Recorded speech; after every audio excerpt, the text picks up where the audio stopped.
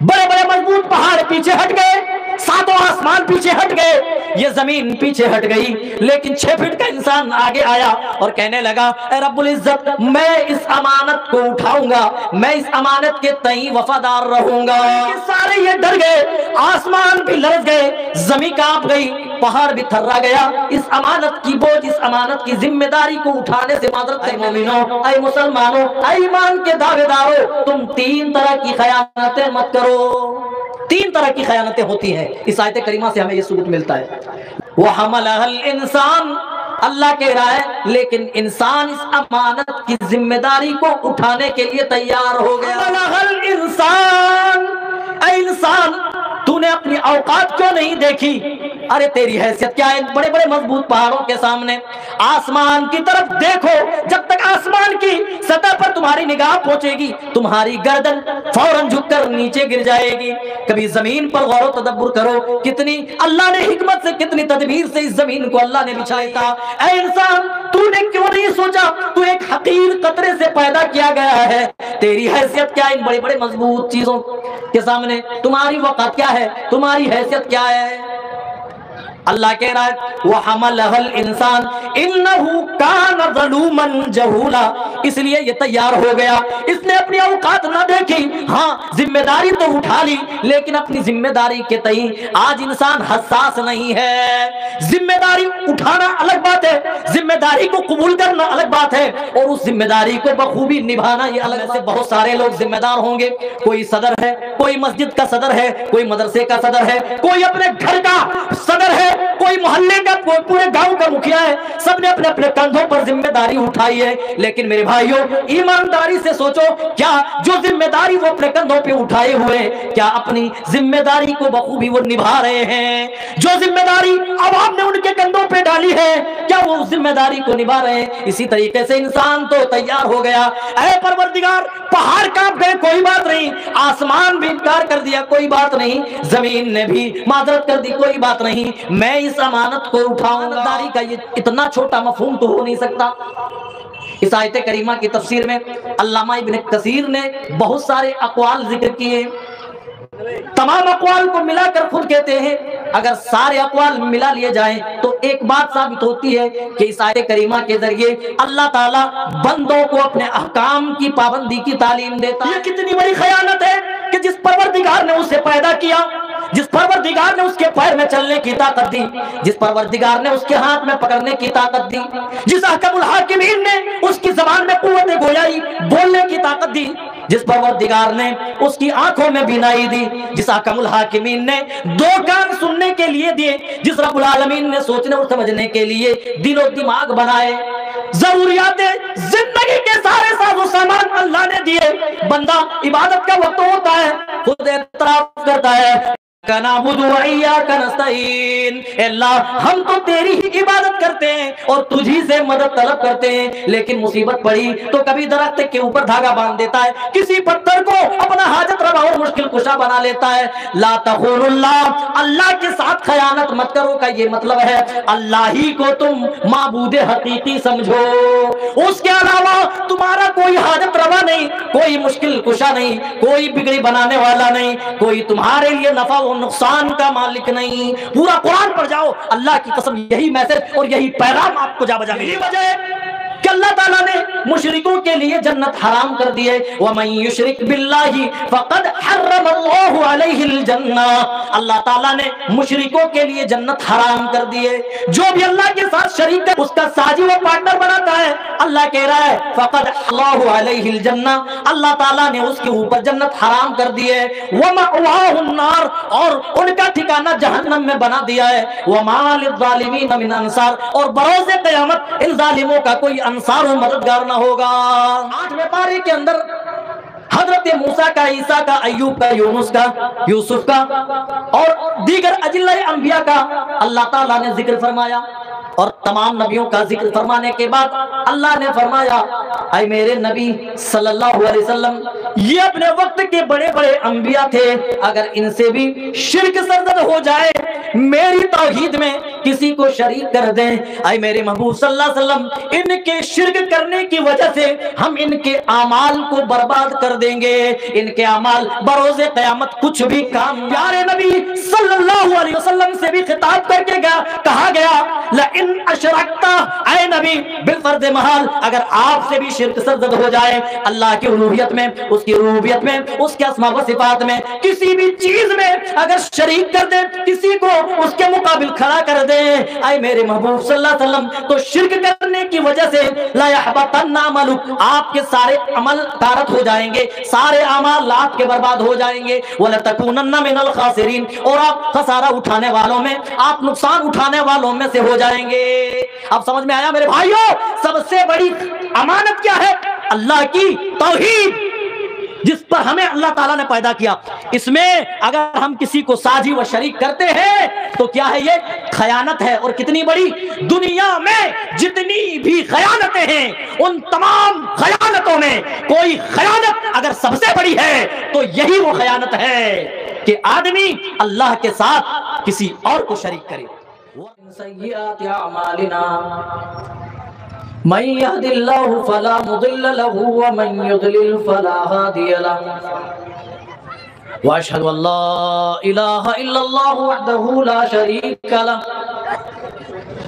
व अशहदु अन्ना मुहम्मदन अब्दुहु व रसूलुहु। अम्मा बाद फ़इन्न खैरल हदीस किताबुल्लाह व खैरल हदी हदी मुहम्मदिन सल्लल्लाहु अलैहि वसल्लम वशर्रल उमूरि मुहदसातुहा वकुल्ल मुहदसतिन बिदअह वकुल्ल बिदअतिन दलाला वकुल्ल दलालतिन फिन्नार। फ़अऊज़ु बिल्लाहि समीइल अलीम मिनश शैतानिर रजीम। बिस्मिल्लाहिर रहमानिर रहीम। या अय्युहल्लज़ीना आमनू ला तख़ूनुल्लाह वर्रसूल व तख़ूनू अमानातिकुम।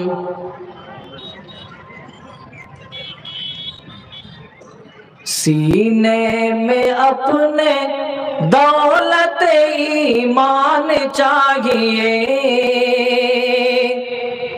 ईमान चाहिए, क़ल्बो नज़र में अज़मत क़ुरआन चाहिए, क़ुरआन चाहिए। सीने में अपने दौलत ईमान चाहिए, क़ल्बो नज़र में अज़मत क़ुरआन चाहिए, क़ुरआन चाहिए। और ज़रज़न ज़मीन छोड़ के असहाब मुस्तफ़ा, असहाब मुस्तफ़ा, ज़रज़न ज़मीन छोड़ के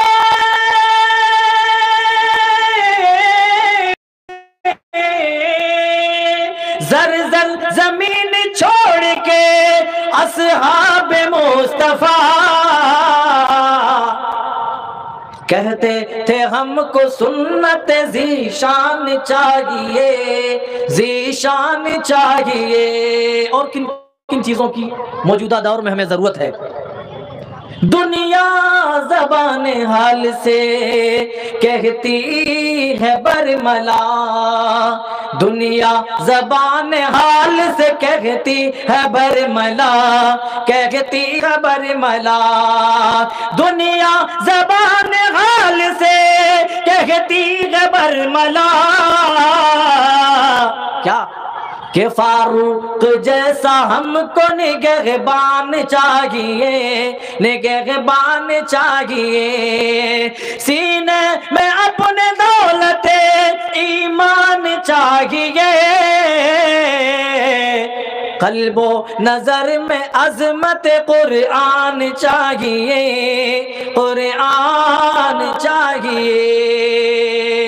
दोस्तों, बुजुर्गों और इस्लामी साथियों, जो आयत करीमा हमने आपके बीच पढ़ी है, اسی آیت کریمہ کے تعلق سے کچھ باتیں آپ کے بیچ رکھنا چاہتا ہوں، اس دعا کے ساتھ کہ رب العزت تو ہمیں حق بات کہنے کی توفیق عنایت فرما، کہنے والے اور سننے والے کو مکمل طور پر عمل پیرا ہونے کی توفیق دے، آمین تقبل یا رب العالمین۔ یہ بات کسی سے مخفی نہیں ہے کہ ہمارے علاقے میں جلسے جو جلوس بکثرت ہوتے ہیں بہت زیادہ ہوتے ہیں، اور ان جلسوں میں تقاریریں بھی خوب ہوتی ہیں اور ہم سنتے بھی ہیں، اس کے باوجود بھی ہمارے اندر جو دل کے اندر گندگی ہے وہ گندگی ختم نہیں ہوتی، ایمان کی حلاوت اندر نہیں آتی۔ آج ہم میں سے اکثر و بیشتر ایک دوسروں کے حقوق مار رہے ہیں، ایک دوسرے کے حقوق کو پامال کر رہے ہیں، ہم اپنے درمیان ایک دوسرے کا مال ناجائز طریقے سے کھا رہے ہیں، ایک مسلمان دوسرا مسلمان خون کا پیاسا ہے اس کے پیچھے۔ یہ ساری خرابیاں تب بھی تھیں جب اتنے جلسے نہیں ہوتے تھے، اور اب ہوتے ہیں اور ہم قرآن و حدیث کی باتیں سنتے ہیں، تب بھی ہمارے اندر کوئی تبدیلی نہیں آئی، کوئی چینجنگ نہیں آئی۔ جانتے ہیں کیوں؟ اللہ تعالیٰ فرما رہا ہے، اللہ کا دستور ہے بھائی، قانون ہے، لا یغیروا ما بقوم حتی یغیروا ما بانفسہم۔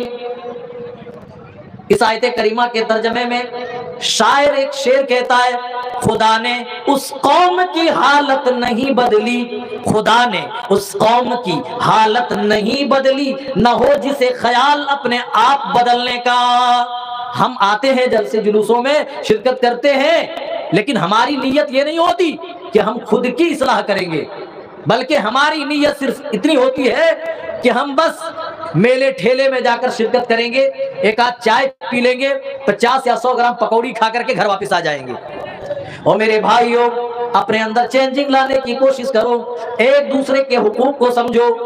ہمارا آپ کا پروردگار ایک دوسرے کے حقوق کو یاد دلا رہا ہے۔ اور میں امانتوں کے بارے میں آج بات کرنے لگا ہوں۔ امانت کیا ہے میرے بھائیوں؟ اس امانت داری کے تعلق سے اللہ تعالیٰ نے کون سا پیغام ہمارے لیے نازل کیا، اور امانت ہے کس چیز کا نام؟ اللہ تعالیٰ فرما رہا ہے، اِنَّا عَرَضْنَا الْأَمَانَةَ عَلَى السَّمَاوَاتِ وَالْأَرْضِ وَالْجِبَالِ فَأَبَيْنَ أَن يَحْمِلْنَهَا وَأَشْفَقْنَ مِنْهَا۔ ہم نے امانت کو آسمانوں کے اوپر پیش کیا، عَلَى السَّمَاوَاتِ، آسمانوں کے اوپر پیش کیا، والارض، اس امانت کو زمین کے اوپر پیش کیا، والجبال، اور بڑے بڑے مضبوط پہاڑوں کے اوپر اس امانت کو پیش کیا۔ ہم امانت میں خیانت کر رہے ہیں، ہمیں پتا نہیں کہ یہ کتنا بڑا جرم ہے، اس کی بوجھ اتنی زیادہ ہے۔ اللہ کہہ رہا ہے، ہم نے امانت کی ذمہ داری، امانت کا بوجھ ہم نے آسمانوں کے اوپر رکھا، زمینوں کے اوپر پیش کیا، پھر پہاڑوں کے اوپر پیش کیا۔ فَأَبَيْنَ أَن يَحْمِلْنَهَا، آسمان نے بھی انکار کر دیا، زمین بھی منکر ہو گئی، اور پہاڑ بھی اس بوجھ کو اٹھانے سے پیچھے ہٹ گئے، کہنے لگے، اے اللہ ہم اس بوجھ کو اٹھانے کی طاقت و سکت نہیں رکھتے۔ جس پہاڑ کو اللہ تعالیٰ نے بنا کر زمین کی کھوٹیاں گاڑی ہیں، زمین کی میخیں گاڑی ہیں، تو مضبوط پہاڑ بھی اس امانت کو برداشت نہیں کر سکتے۔ سارے کے سارے یہ ڈر گئے، آسمان بھی لرز گئے، زمین کانپ گئی، پہاڑ بھی تھرا گیا، اس امانت کی بوجھ، اس امانت کی ذمہ داری کو اٹھانے سے معذرت کرنے لگے، اے اللہ اتنی بڑی ذمہ داری ہم اپنے کندھوں پر نہیں اٹھا سکتے، ہم بے کس ہیں، مجبور ہیں، ہم اے اللہ ضعیف ہیں، کمزور ہیں، اس امانت کی بوجھ ہم نہیں اٹھا سکتے۔ وَحَمَلَهَا الْإِنسَانُ، اللہ کہہ رہا ہے لیکن انسان اس امانت کی ذمہ داری کو اٹھانے کے لیے تیار ہو گیا۔ بڑے بڑے مضبوط پہاڑ پیچھے ہٹ گئے، ساتوں آسمان پیچھے ہٹ گئے، یہ زمین پیچھے ہٹ گئی، لیکن 6 فٹ کا انسان آگے آیا اور کہنے لگا، اے رب العزت میں اس امانت کو اٹھاؤں گا، میں اس امانت کے تئیں وفادار رہوں گا۔ وَحَمَلَهَا الْإِنسَانُ، اے انسان تو نے اپنی اوقات کیوں نہیں دیکھی؟ ارے تیری حیثیت کیا ہے بڑے بڑے مضبوط پہاڑوں کے سامنے؟ آسمان کی طرف دیکھو، جب تک آسمان تمہاری نگاہ پہنچے گی تمہاری گردن فوراً جھک کر نیچے گر جائے گی۔ کبھی زمین پر غور و تدبر کرو، کتنی اللہ نے حکمت سے، کتنی تدبیر سے اس زمین کو اللہ نے بچھائی ہے، لیکن یہ بڑی بڑی نعمتیں، بڑی بڑی اللہ کی یہ تخلیق مخلوقات یہ پیچھے ہٹ گئی۔ وَحَمَلَهَا الْإِنسَانُ، بیچارہ یہ 6 فٹ کا انسان تیار ہو گیا۔ ایک کاش یہ انسان اپنی حیثیت جان لیتا۔ اے انسان، تو نے کیوں نہیں سوچا تو ایک حقیر قطرے سے پیدا کیا گیا ہے؟ تیری حیثیت کیا ان بڑے بڑے مضبوط چیزوں کے سامنے؟ تمہاری وقت کیا ہے؟ تمہاری حیثیت کیا ہے؟ اللہ کہہ رہا ہے وَحَمَلَهَا الْإِنسَانُ إِنَّهُ كَانَ ظَلُومًا جَهُولًا، اس لیے یہ تیار ہو گیا، اس نے اپنی اوقات نہ دیکھی۔ ہاں ذمہ داری تو اٹھا لی، لیکن اپنی ذمہ داری کے تئیں آج انسان حساس نہیں ہے۔ ذمہ داری اٹھانا الگ بات ہے، ذمہ داری کو قبول کرنا الگ بات ہے، اور اس ذمہ داری کو بخوبی نبھانا یہ الگ بات ہے۔ ہم میں سے بہت سارے لوگ ذمہ دار ہوں گے، کوئی صدر ہے، کوئی مسجد کا صدر ہے، کوئی مدرسے کا صدر ہے، کوئی اپنے گھر کا صدر ہے، کوئی محلے کا، کوئی پورے گاؤں کا مکھیا ہے، سب نے اپنے اپنے کندھوں پر ذمہ داری اٹھائی ہے۔ لیکن میرے بھائیوں ایمانداری سے سوچو، کیا جو ذمہ داری وہ اپنے کندھوں پہ اٹھائے ہوئے، کیا اپنی ذمہ داری کو بخوبی وہ نبھا رہے ہیں؟ جو ذمہ داری عوام نے ان کے کندھوں پہ ڈالی ہے، کیا وہ اس ذمہ داری کو نبھا رہے ہیں؟ اسی طریقے سے انسان تو تیار ہو گیا۔ اے پروردگار، پہاڑ کانپ گئے کوئی بات نہیں، آسمان بھی انکار کر دیا کوئی بات نہیں، زمین نے بھی معذرت کر دی کوئی بات نہیں، میں اس امانت کو اٹھاؤں گا۔ اللہ کہہ رہا ہے اس لیے انه کان ظلوما جہولا، یہ انسان تو بڑا ظالم ہے، یہ انسان تو بڑا جاہل ہے، انسان نادان ہے، اپنی ذمہ داریوں کے تئیں حساس نہیں ہے، وہ جاہل ہے، وہ نادان ہے، بے کس ہے، مجبور ہے، لیکن اس امانت کے تئیں انہوں نے ذمہ داری نہیں دکھائی۔ سورہ انفال پڑھیے، رب ذوالجلال ہمیں اور آپ کو اسی امانت داری کی تعلیم دیتا ہے۔ ہمارے معاشرے سے امانت داری دھیرے دھیرے ختم ہوتی جا رہی ہے، اور ہم نے امانت داری کو محدود کر دیا ہے۔ سمجھتے ہیں کہ ہم نے اگر آپ کو 1000 روپے دیے کہ بھائی رکھو یہ میرے 1000 روپے ہیں، 1 ہفتے بعد میں واپس لوں گا، اور آپ نے امانت داری دکھاتے ہوئے ویسے کہ ویسے مجھے پھر 1 ہفتے میں پیسے لوٹا دیے۔ ہاں یہ امانت داری ہے، لیکن میرے بھائیوں امانت داری کا یہ اتنا چھوٹا مفہوم تو ہو نہیں سکتا۔ اس آیت کریمہ کی تفسیر میں علامہ ابن کثیر نے بہت سارے اقوال ذکر کیے، تمام اقوال کو ملا کر خود کہتے ہیں اگر سارے اقوال ملا لیے جائیں تو ایک بات ثابت ہوتی ہے کہ اس آیت کریمہ کے ذریعے اللہ تعالیٰ بندوں کو اپنے احکام کی پابندی کی تعلیم دیتا ہے، اور اسی کے لیے پہاڑ کو بھی بتایا، اے پہاڑوں میں تمہارے اوپر اپنے کچھ احکامات پیش کروں گا، کیا ان احکامات کی تم پابندی کے لیے تیار ہو؟ ڈر گئے، پیچھے ہٹ گئے۔ آسمان کو بھی کہا ہماری کچھ امانتیں ہیں احکام کے طور پر، جن چیزوں سے میں منع کروں ان چیزوں سے رک جانا ہے، جن چیزوں کو کرنے کا حکم دوں ان چیزوں کو کرنا ہے۔ آسمان بھی پیچھے ہٹ گئے، زمین کے اوپر پیش کی تو زمین بھی ذمہ داری سے پیچھے ہٹ گئی۔ اور میرے بھائیوں علامہ ابن کثیر فرماتے ہیں کہ اللہ تعالیٰ اپنے احکام کی پابندی کے لیے بندوں سے کہتا ہے اے میرے بندوں میں نے تمہیں چیزوں کو کرنے کا حکم دیا ہے، ان چیزوں کو تم بجا لاؤ، ان چیزوں کو کرو، اور جن چیزوں سے میں نے روک دیا ہے ان چیزوں سے رک جاؤ۔ یہی امانت داری ہے، یہی سب سے بڑی امانت ہے۔ پورا کا پورا اسلام امانت ہے میرے بھائیو ہمارے لیے۔ اسی لیے رب ذوالجلال کہہ رہا ہے یا ایھا الذین آمنو، اے وہ لوگوں جو ایمان لائے ہو، اے مومنو، اے مسلمانوں، اے ایمان کے دعوے دارو، تم 3 طرح کی خیانتیں مت کرو۔ 3 طرح کی خیانتیں ہوتی ہیں، اس آیت کریمہ سے ہمیں یہ ثبوت ملتا ہے۔ لا تخونوا اللہ والرسول وتخونوا اماناتکم، اے ایمان والو تم 3 طرح سے خیانت نہ کرو۔ پہلی خیانت انسان کرتا ہے وہ اپنے پروردگار، اپنے مالک الملک رب ذوالجلال کے ساتھ کرتا ہے۔ میرے بھائیوں یہ کتنی بڑی خیانت ہے کہ جس پروردگار نے اسے پیدا کیا، جس پروردگار نے اس کے پیر میں چلنے کی طاقت دی، جس پروردگار نے اس کے ہاتھ میں پکڑنے کی طاقت دی، جس احکم الحاکمین نے اس کی زبان میں قوت گویائی بولنے کی طاقت دی، جس پروردگار نے اس کی آنکھوں میں بینائی دی، جس احکم الحاکمین نے 2 کان سننے کے لیے دیے، جس رب العالمین نے سوچنے اور سمجھنے کے لیے دل و دماغ بنائے، ضروریات زندگی کے سارے ساز و سامان اللہ نے دیے، بندہ عبادت کا وقت ہوتا ہے خود اعتراف کرتا ہے نعبد و ایاک نستعین، اے اللہ ہم تو تیری ہی عبادت کرتے ہیں اور تجھی سے مدد طلب کرتے ہیں، لیکن مصیبت پڑی تو کبھی درخت کے اوپر دھاگا باندھ دیتا ہے، کسی پتھر کو اپنا حاجت روا اور مشکل کشا بنا لیتا ہے۔ لا تخون اللہ، اللہ کے ساتھ خیانت مت کرو کا یہ مطلب ہے اللہ ہی کو تم معبود حقیقی سمجھو، اس کے علاوہ تمہارا کوئی حاجت روا نہیں، کوئی مشکل کشا نہیں، کوئی بگڑی بنانے والا نہیں، کوئی تمہارے لیے نفع و نقصان کا مالک نہیں۔ پورا قرآن پڑھ جاؤ، اللہ کی قسم یہی میسج اور یہی پیغام آپ کو جا بجا ملے گا۔ اللہ یہی کہہ رہا ہے سب سے بڑی خیانت اگر ہے تو وہ اللہ کے ساتھ خیانت ہے، اور بندہ اللہ کے ساتھ خیانت تب کرتا ہے جب اس کی ربوبیت میں، اس کی الوہیت میں، اس کے اسماء و صفات میں ایک بندہ شریک کرتا ہے، ساجی ٹھہراتا ہے، پارٹنر بناتا ہے۔ اللہ کو یہ گوارا نہیں۔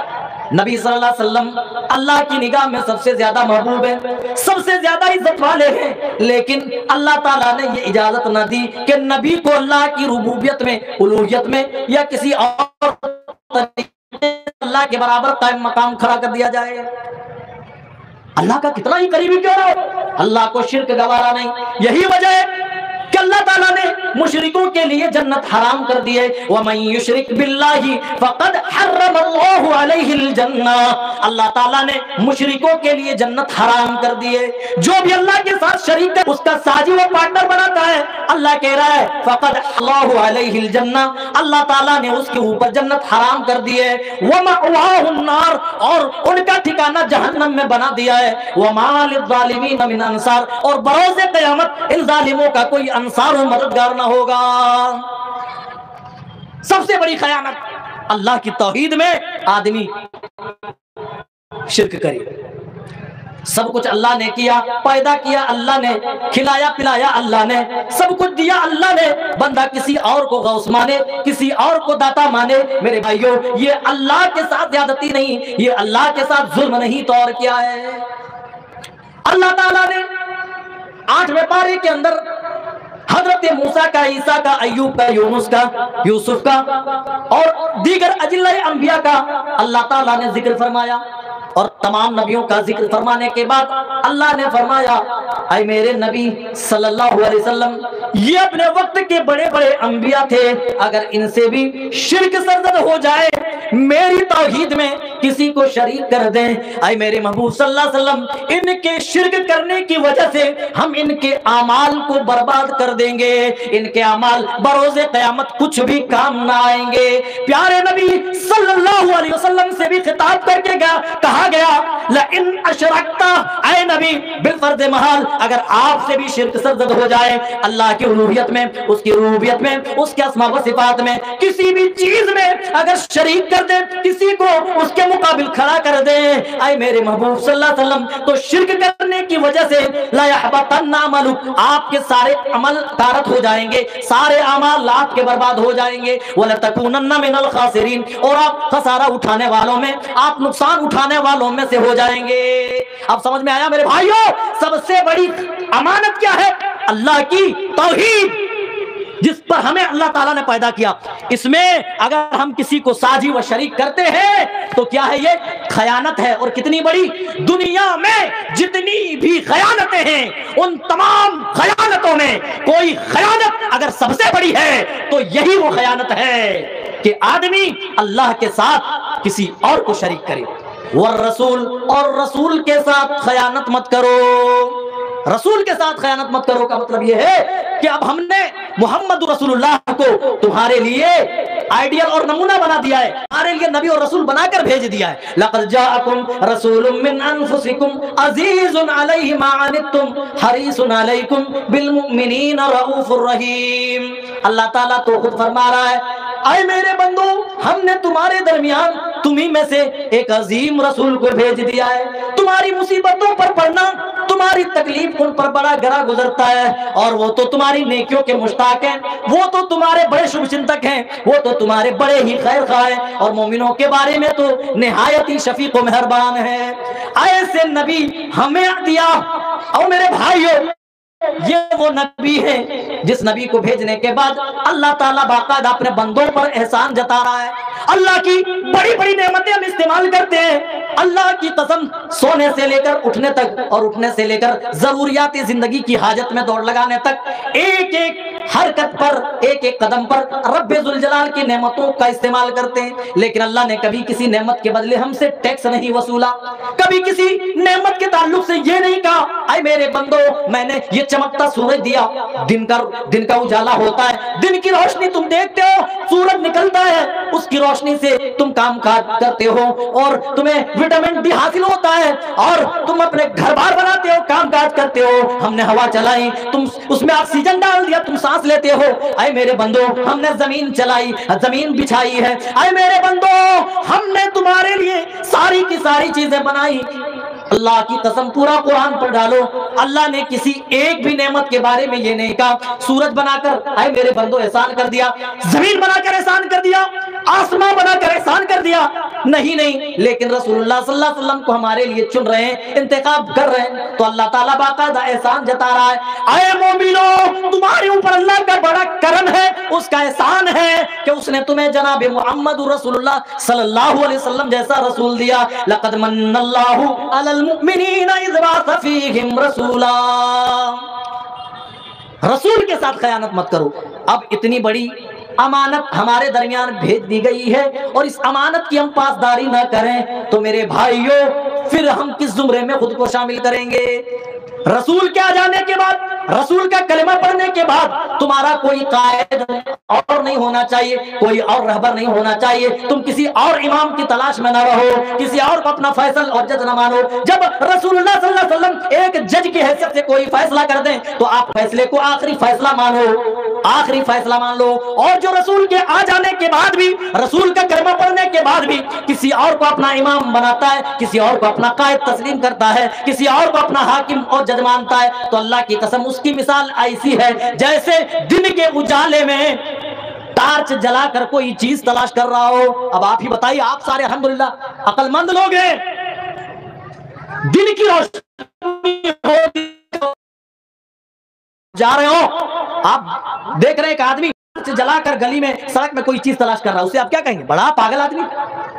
روشنی ہے, دن کا اجالا ہے اور پھر بھی تو ٹارچ جلا کر کچھ تلاش کر رہا, کچھ ڈھونڈ رہا ہے, آپ کیا کہیں گے؟ اس کو پاگل کہیں گے. کیوں؟ کیونکہ آپ کی عقل یہ کام کرتی ہے. ہاں اس ٹارچ کے اندر لائٹ ہے, روشنی ہے, لیکن سورج کے اندر جتنی لائٹ ہے, جتنی روشنی ہے اتنی زیادہ نہیں. اسی لیے جب سورج نکلتا ہے تو ساری روشنیاں, ساری لائٹیں ماند پڑ جاتی ہیں. اس سورج کی روشنی کے مقابلے میں ٹارچ کی لائٹ کی روشنی کوئی معنی نہیں رکھتی. ہاں میرے بھائیوں, اللہ نے تمہیں محمد رسول اللہ صلی اللہ علیہ وسلم کو امام بنا دیا ہے, آپ کو ہمارا رسول بنا دیا ہے. اب رسول کے آ جانے کے بعد ہمیں کسی اور کی ضرورت نہیں ہونی چاہیے. اگر ہم ضرورت محسوس کرتے ہیں تو ہم اس پاگل آدمی کی طرح ہے جو دن کے اجالے میں لائٹ جلا کر, چراغ جلا کر کوئی چیز تلاش کرے. لا تقول اللہ والرسول, اللہ کے ساتھ خیانت مت کرو, رسول کے ساتھ خیانت مت کرو. اللہ اکبر. نبی کے پیارے صحابہ کیسے تھے؟ ایک صحابی آتے ہیں اور کہنے لگے یا رسول اللہ میں آپ سے بہت زیادہ محبت کرتا ہوں, آپ سے مجھے شدید محبت ہے. پیارے نبی صلی اللہ علیہ وسلم دنیا میں تو جب بھی دیکھنے کی طبیعت ہوتی ہے بھاگے بھاگے چلا آتا ہوں, آپ کا دیدار کر لیتا ہوں, دل کو تسکین مل جاتی ہے. اللہ کے رسول جب ہم دنیا میں نہیں ہوں گے آپ بھی منو من مٹی کے اندر مدفون ہو جائیں گے. قیامت کا دن ہوگا, آپ تو جنت کے اعلیٰ مقام پر فائز ہوں گے, ہم تو نبی نہیں ہیں. اللہ کے رسول وہاں اس دن کیسے ہم ملاقات کر پائیں گے؟ دنیا میں آپ کی محبت جب بڑھ جاتی ہے, آپ کی محبت جب بہت زیادہ بڑھتی ہے, بے چین کرتی ہے, تو آپ سے مل لیتا ہوں, ملاقات کرتا ہوں. اللہ کے رسول جنت میں اگر میں چلا بھی گیا تو وہ مقام نہیں پاؤں گا جو انبیاء کا مقام ہوگا. اللہ کے رسول پھر آپ سے ملاقات کیسے کروں گا؟ اللہ کے رسول پھر آپ سے میں کیسے ملوں گا؟ اے لوگوں ذرا تصور تو کرو, اس صحابی رسول کے دل میں اس رسول کی کتنی محبت تھی. اس کو اس دن بھی رسول اللہ کی معیت کی فکر تھی, اس دن بھی رسول اللہ صلی اللہ علیہ وسلم کا ساتھی بننے کی فکر تھی کہ ہم کیسے کون سے عمل کریں جس کی وجہ سے قیامت کے دن جنت میں بھی ہم رسول کا ساتھی بن سکیں.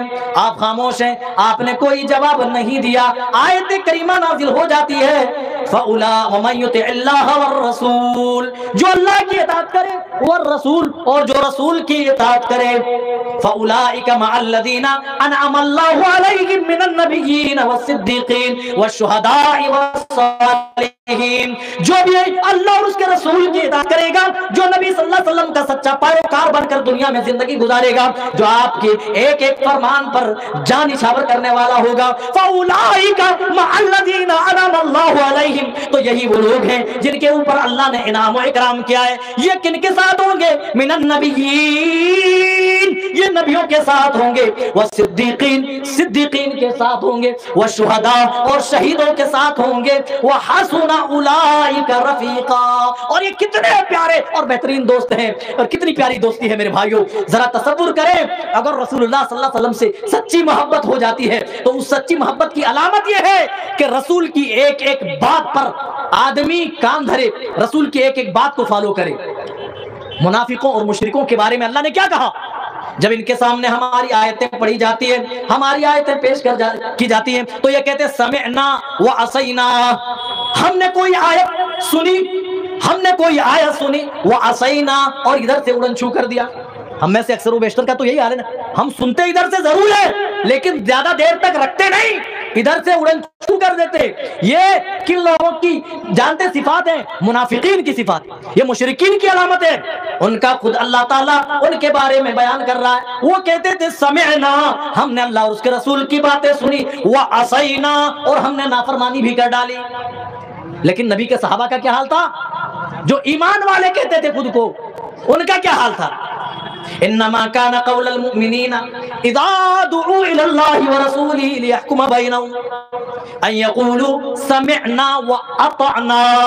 بالکل اس کے برعکس منافقین اور مشرکین کیا کہتے تھے؟ سمعنا وعصینا، ہم نے سن لیا اور اڑا دیا، انکار کر دیا۔ لیکن مومنین کیا کہا کرتے تھے؟ صحابہ کی جماعت کیا کہا کرتے تھے؟ اے اللہ کے رسول، ہم نے آپ کی بات سنی، ہم نے قرآن کی آیت سنی، وَأَطَعْنَا، اور ہم نے اطاعت و فرما برداری بھی کر ڈالی۔ جنگ تبوک کے موقع پر جب خورد و نوش میں کمی آئی، کھانے پینے کی چیزیں کم پڑ گئی، اور کچھ لوگ تھے جنہوں نے کہا اللہ کے رسول دھیرے دھیرے تعداد ہماری کم ہوتی جا رہی ہے، کیا کریں؟ اللہ کے رسول اگر ہم سارے چھٹ جائیں، آپ اکیلے رہ جائیں گے، آپ اکیلے ان کافروں کا مقابلہ کیسے کریں گے؟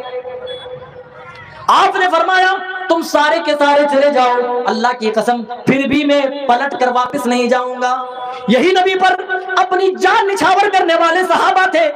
حضرت مقداد بن اسود نے ایک مختصر تقریر پیش فرمائی، کہنے لگے یا رسول اللہ، ہم تو ایسے ہی بس کہہ رہے تھے، ہم موسیٰ کی قوم نہیں ہے جو ہم یہ کہیں گے اذهب انت وربک فقاتلا انا ہاہنا قاعدون۔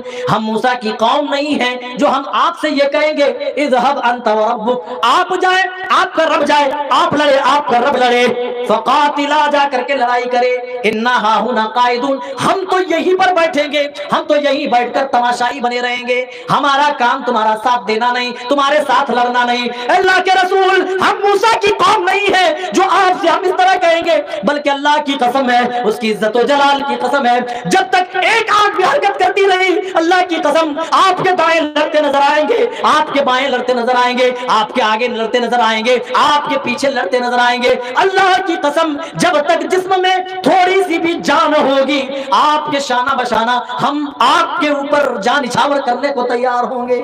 یہ تھے صحیح معنوں میں نبی کے پیروکار، نبی کے متبع ہم ہیں جمن جمراتی جیسے لوگ، اور ویسے ایمان بھی ہمارا ہے۔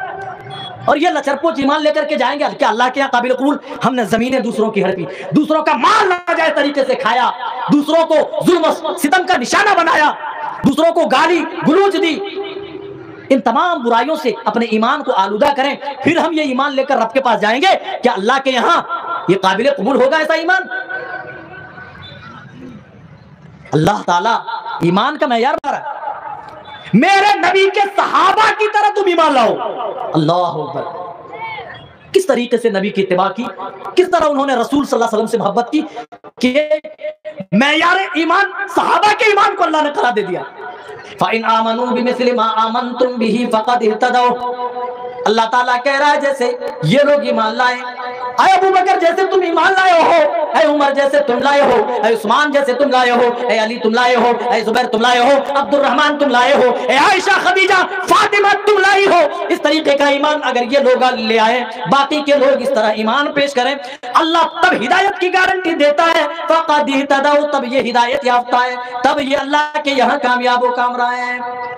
تو رسول کی کے ساتھ خیانت کرنے کا یہ مطلب ہے کہ رسول کو آدمی اپنا مقتدا، اپنا رہبر، اپنا پیشوا تسلیم کرے، اپنا رسول تسلیم کرے، کسی اور کو مقتدا، کسی اور کو رہبر، کسی اور کو پیشوا نہ تلاش کرے۔ وَتَخُونُوا أَمَانَاتِكُمْ، اور آپس میں ایک دوسرے کے ساتھ خیانت مت کرو۔ یہ ہمارے حقوق ہیں ایک دوسرے کے۔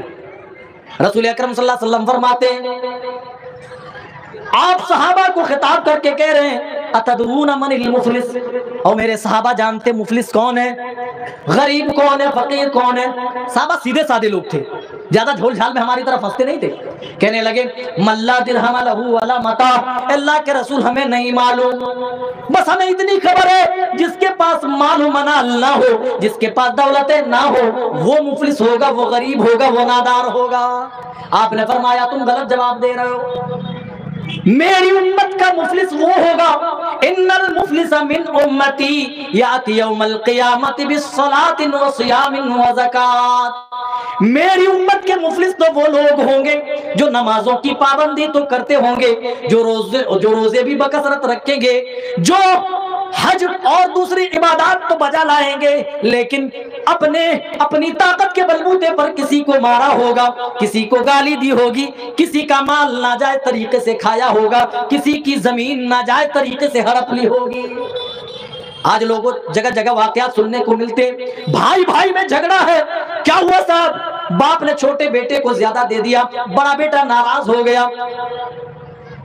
میرے بھائیوں یہ بھی سننے کو ملتا ہے کہ فلاں نے فلاں زمین دوالی، اللہ کی قسم زمین ہتھیانے والے لوگ کل قیامت کے دن اللہ کی عدالت میں ہوں گے، اور اللہ تعالیٰ ان کی گردنوں کے اوپر 7 زمینوں کا طوق ڈال دے گا، پہنا دے گا، لے لے یہ زمین، جس زمین کے ٹکڑے پر تو قبضہ کیا کرتا تھا، ایک دوسرے کے حقوق کو تو نہیں مانتا تھا، پاسداری نہیں کرتا تھا، دیکھ لو یہ زمین ہم نے تمہاری گردن میں لٹکا دی ہے۔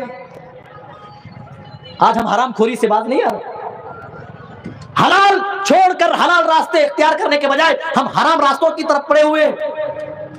آپ نے فرمایا تھا لا یأتین علی الناس زمان لا یبالی المرء بما اخذ المال امن حلال امن حرام، قرب قیامت ایسا دور آئے گا، ایسا وقت آئے گا، ایسا وقت آئے گا جب لوگ کچھ بھی پرواہ نہیں کریں گے کہ جو کچھ وہ مال جمع کر رہا ہے، جو کچھ وہ دولتیں سمیٹ رہا ہے، وہ امن حلال امن حرام، حلال طریقے سے وہ یا حرام طریقے سے سمیٹ رہا ہے، جو کچھ وہ روزی کا ذریعہ بنائے ہوئے وہ ذریعہ حرام کا ہے یا حلال کا، اس بات کی کسی کو پرواہ نہ ہوگی۔ آج اللہ ماشاءاللہ چند لوگوں کو چھوڑ کر اکثر و بیشتر کو پرواہ نہیں ہے، بس ان کی یہ سوچ ہے، ان کی یہ فکر ہے، بس مال آنا چاہیے، بس دولتیں جمع ہونی چاہیے، میرے پاس بڑی بڑی بلڈنگیں ہونی چاہیے، میرے گھر کے سامنے بڑی بڑی گاڑیاں کھڑی ہونی چاہیے، میرے پاس بڑے بڑے بنگلے ہونے چاہیے۔ میرے بھائیوں یہ دنیا کا سارا ساز و سامان اللہ کی قسم دنیا ہی میں رہ جائے گا۔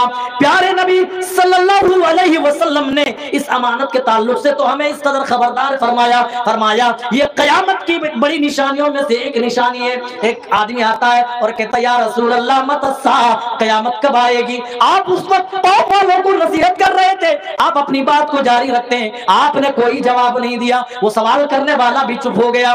آپ نے جب اپنی تقریر ختم کر لی پھر پوچھا وہ سائل کہاں ہے، وہ سوال کرنے والا کدھر گیا؟ سوال کرنے والا آتا ہے، سوال دہرایا جاتا ہے، پوچھا جاتا ہے متی الساعہ یا رسول اللہ، میں آپ سے پوچھتا ہوں قیامت کب آئے گی؟ جانتے ہو رسول صلی اللہ علیہ وسلم نے آنے والی قیامت کی بڑی نشانی کیا بتائی؟ فرمایا جب امانتیں ضائع کر دی جائیں اور عہدے جب نالائق لوگوں کو دے دیے جائیں تو تم قیامت کا انتظار کرنا، پھر زیادہ دور قیامت نہیں ہے، قریب ان قریب قیامت جلد ہی آنے والی ہے۔ اے لوگوں امانت داری کا اسلام میں اتنا بڑا مقام ہے، اتنا بڑا مقام ہے، اللہ تعالیٰ نے خود فرمایا اللہ تعالیٰ خود حکم دیتا ہے ان اللہ یامرکم ان تؤدوا الامانات الی اہلھا کہ امانت کے جو حقدار ہیں ان کے پاس امانتیں پہنچا دو، جن کا جو حق ہے حقداروں کو دے دو، کسی کا مال ناجائز طریقے سے مت کھاؤ۔ خود اللہ اعلان کر رہا ہے، اور پیارے نبی صلی اللہ علیہ وسلم کی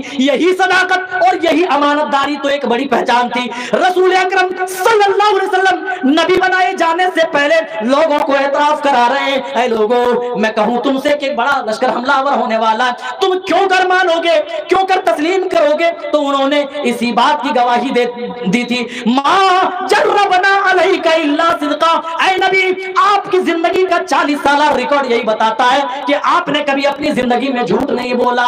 اور جب رسول اکرم صلی اللہ علیہ وسلم مکے کی گلیوں سے گزرتے تھے، یہی مشرکین کہتے تھے قد جاء الامین، دیکھو دیکھو وہ مکہ والوں سب سے بڑا امانت دار آ گیا، اور آپ کو اتنا بڑا امانت دار مانتے تھے۔ مکے کے لوگ اپنی امانتیں بھی آپ کے پاس رکھواتے تھے، اور آپ نے امانت داری کا حق جانتے ہو اس وقت بھی ادا کی، امانت داری کی پاسداری اس وقت بھی کی جب آپ کو سب سے زیادہ اپنی جان کی فکر تھی۔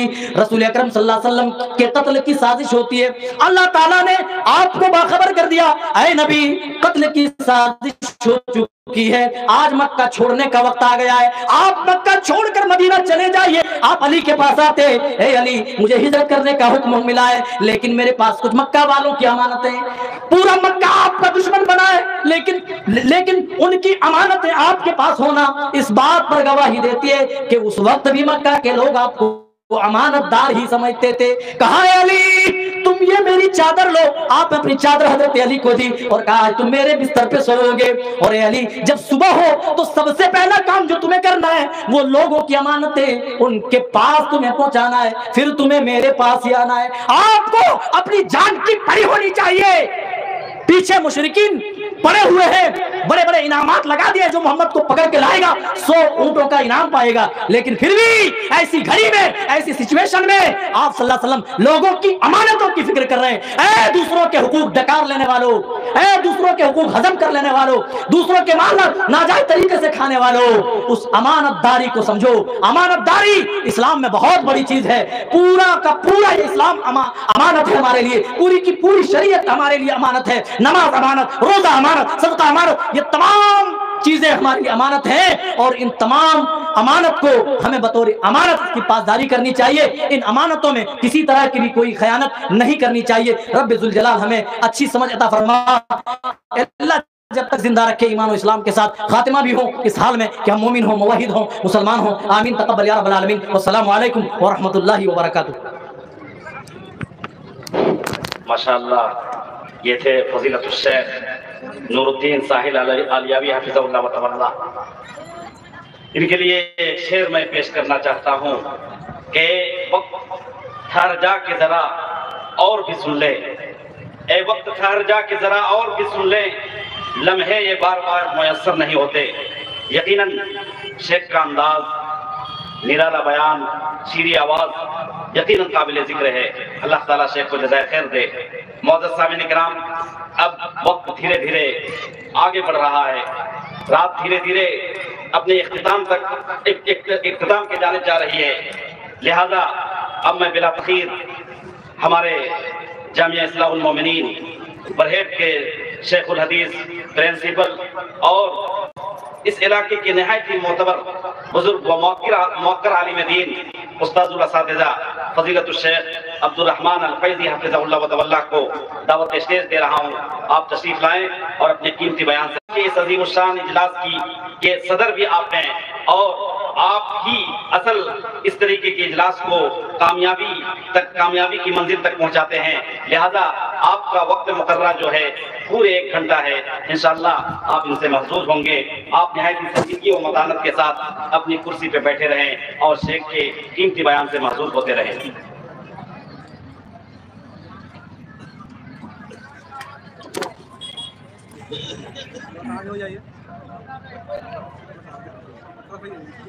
وہاں بڑھاؤ نا بابو، وہاں تھوڑا بڑھاؤ۔ دیکھ